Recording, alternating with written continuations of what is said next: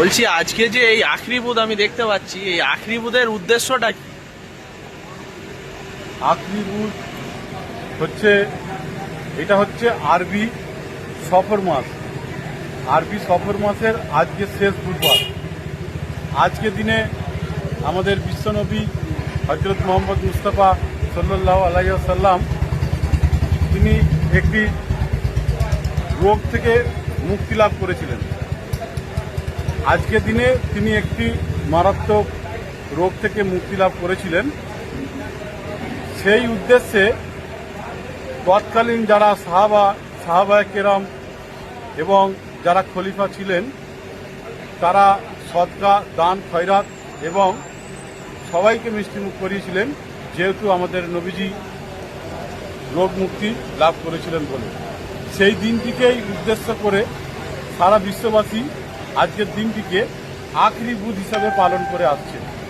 আমরা আমতলা ফকিরপাড়া গ্রামবাসী বৃন্দের পরিচালনায় এই বছর এই প্রথম এত বড় একটা প্রোগ্রাম আমরা অনুষ্ঠিত করলাম আমাদের 2 নম্বর গলির সামনে।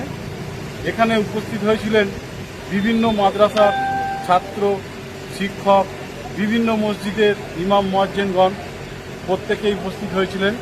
সমবেত কণ্ঠে কোরআন পাঠ হয়েছে, দোয়ার মজলিস, এখানে দোয়া হয়েছে সারা বিশ্ববাসীর জন্য, সারা বিশ্ববাসীর কল্যাণের জন্য দোয়া হয়েছে, সকল যাতে ভালো থাকে, সুস্থ থাকে সেই উদ্দেশ্যে দোয়া করা হয়েছে এবং আমাদের প্রোগ্রামটা খুব সুন্দরভাবে সম্পূর্ণ হয়েছে।